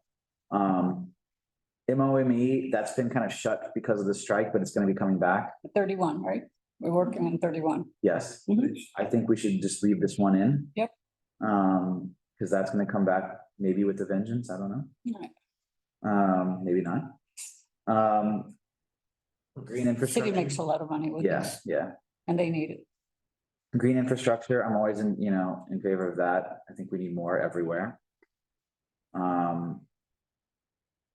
That should even be more of a capital plan, no? That's it. That would be very expensive. It's probably capital. Yeah. Let me just make a note of that. And then the last one is composting education. Hmm. Which I think is important because we're gonna have curbside starting in 2024. So people need to be educated on how that's gonna work. I heard something on the news today that all 4 of the other boroughs have it already. Manhattan will be next year. Manhattan's next year. I've seen it all over Brooklyn and Queens now. Right. Here's my problem with this one. Education, I think, is great. It is exactly what needs to take place. The problem is that the city now is going to be forcing property owners to go through tenants' garbage and pick out the garbage that should be composted. And if we don't do that, we will get a summons. I forget the numbers, but they go up quite high. And I think that's wrong. I think it should be not a requirement, but a suggestion, not mandatory, that property owners and their staff have to go through people's garbage. You know what's in people's garbage? Sometimes a lot of disgusting things. Sure, is that really typical that anybody would be going through these black plastic bags or? But they should, if somebody wants to compost, buildings should have, we had in my buildings, we had the brown containers. And none of my buildings, people would do it. And the city decided, I'm a very big composter. me too, and the city decided, it's just not working, nobody's doing it, we're not gonna be picking up this because nobody's doing it, so they got rid of the program. Now they're trying to do it again because of the rat problem, okay? Back to the rat problem. So the city made it mandatory that property owners make sure their tenants don't put garbage, or the garbage is not put out with composting material, which is totally unfair, disgusting, unhealthy, just for the people that have to do this work. Don't they say the same about recycling? It's not as bad, because the recycling, you can pick up the bottles or the cans easier. But to go through, Isn't it the tin's responsibility too? it is, but who And they gets don't- a ticket? Can't you pass that along if people aren't doing it? How do you know who put the meat in there? Well, in my building, 90 units, your building, 120. How do you figure out who didn't come? No, who's responsible? The one with the big pockets? Who's that? The property owner? Look, this You is, think they go after the tenants? yes, it's a part of a larger discussion for sure, but I don't think it changes the need for education. No, the education is there, but that they should say We have an to people so that instead of being mandatory, it should be, if people really want to recycle, compost right now, you can take your garbage to one of the city bins that are available for that. which I do. Great. All right. My city bin is constantly full. I can never, my compost I have is to- literally composting in my thing. I have to take it to the, I take it to Union Square. Oh, I live far. Yeah. I have All right. one on my, I don't think we have to change the. No, I just, instead of being compulsory, I would say voluntary. That's what I would like to see. But I know that this is probably not the place, Yeah. but And they now, it seems like the path is moving, but seems like the ball's in motion. All right, do we have any new business? no, let's discuss the change of the community. You brought it up. Oh, yeah. Do we want to talk about that or? Well, question, you said it may be temporary, it may change again. So, I mean, it's, you know, it's Susan's prerogative. And she did tell me, she said, you know, if you have any thoughts, let me know, but she didn't want it to be quality of life anymore. She didn't think it accurately reflected everything we do and it's too broad, which I kind of agree with. I don't know why they changed it to begin with in the Yeah. first place, a few years ago, quality of life. What the hell, quality of life? Before, Excuse me? what was it before quality of life? It was Sidewalk. sidewalk cafe and sidewalk cafe and street activities. Yes, and then there used to be a separate committee that did environmental stuff and then it seems like it went away. Yeah. Because when I joined, that's what I put in my Quality application. of life. Waterfront and environment, I think. Because when I joined, I put in my application, there wasn't anything really looking at environment. Wanted to look at it it. does seem a weird combination. Well, that's, Completely different. yes. Why don't I suggest this? Why don't we adjourn and people, this is, The street activities is what we do now. and when we do resiliency. Pretty soon, when this new law is gonna come out, new regulation, we're gonna be doing the sidewalk cafes again. I don't know if we're gonna be doing that, but We will. there will be a committee, but I don't know if it'll be us. Well, I don't know who it will be, but somebody will. Yeah, Well, I think it should be this committee because that's what we do. That was written in for DOT. yeah, it might be a DOT. Susan will decide that, honestly. It'll be up to her. Anyway, Yeah. So I would suggest we adjourn and just think of. If people have ideas of what we can change it to, I think we can just suggest it. Right, Susan, I'm sure will. If we have a really good idea for a name, I'm sure she'll be fine with it, basically. That's very, that, you know, covers what we're doing. So I guess my question would be, are we sure that this committee is the one that is focusing on resiliency? Well, we have been thus far. There is no other committee dealing with it. it's no environment. We got Parks and Waterfront Committee. Park and waterfront does from time to time. Yeah. Waterfront, there you go. There's other issues that, you know, we dealt with as well. Like sanitation related stuff, there's really no committee for that. Other than ours. So, I mean, remember, we did the resolution on the Army Corps, we did the resolution on the rezoning for coastal resiliency.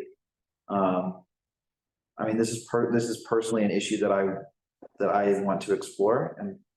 You know, that was what I put in my application, and I think that's why I was originally put into this committee. So, I mean, my personal view is I want to keep looking at it. No, I certainly didn't want to imply that we would not be doing it. It's that we've got, it seems that this idea about health and the sanitary issues. So it's not just street activities that are like fairs or events that are being planned by various groups. We're dealing with the everyday street conditions, quality of our streets. And Which is why sidewalk cafes belongs here. well, I'm definitely in favor of having the sidewalk cafes back in this committee, but I don't know. I think that's a foregone conclusion. Pedestrian experience. Huh? The pedestrian experience. That could be a fun. So, yeah, we'll give that some more thought. We don't even necessarily have to vote on it, right? Because it's Susan, right? So we can just suggest to Susan if we have an idea. I suggest we just Doodle on it. Got it. And there's still a lot that's up in the air, right? Once the rules are made and there's gonna have to be a decision on how street activities are handled by, how Shabba cafes are handled by this board. And so maybe she'll ask us to do it, maybe not, and, you know, we'll see. That's my view. I mean, I have a personal desire to keep doing the resiliency stuff, but I don't know. I know you love it. Maybe there'll be another committee. You know what? It's fine. I You don't know how love it's gonna work, but I think it's really important that as a board, we have someone focusing on it. it. I don't mind that, but I was just thinking, how come they didn't even discuss anything? They just say, hey, by the way, this is the name of your new committee. Well, Susan said, you know, I think I want to change the name and how about this? And I said, as a working name, I think it's fine for now, but I think if we have something better. Okay. Yeah, and just in terms of composition, I think we're gonna have 11 people now after this month. This month we have 9 and there's gonna be 2 more. Do we know who they are? So we have Erica here, which is great, and we have Amy Brenna Oh, good. gonna join, and then next month, the 2 new ones are gonna be Julian Porky and Kristen Shea. So it's gonna be a big committee. Have we seen them before We what? the two you just mentioned? So Kristen and Amy have been on the board for a while, Julian's a member. Which committee is them? I don't know. Public member? No, these are all Board CB2 members. members, board members. Right. I don't know the other committees that they're on. I don't know. Do we have, public members? I would love to find some new public members because we're back down to 0. Well, I'm gonna speak with Vicky Eckhoff, who is Karen's sister. And she expressed an interest Oh, okay. in joining as a public member, so I'll tell her. That could- Wants that to could take be- over Karen's place. By the way, there is going to be a memorial dinner Okay. sometime, which I am hosting. She was a good friend of mine. But we don't know the date yet, so if anybody wants to, I will send. I would love to go. You will go? I would go.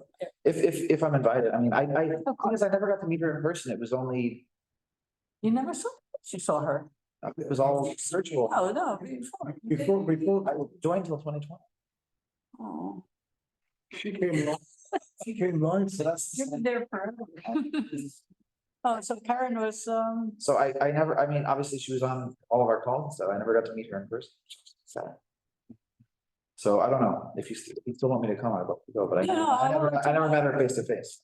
I will let you know, but we'll see when it takes place. They're waiting to, had a big deal because they couldn't go into the apartment because it was sealed. And they couldn't get her address book to notify people, and so Bill, her sisters are working on. But I told them that because she'd love to go to my restaurant, so that I will hold a dinner for the family and. Business to Brian. Yeah. Keep me posted. Okay. Sure. That's it. All right. Thanks, everybody. Good, thank you.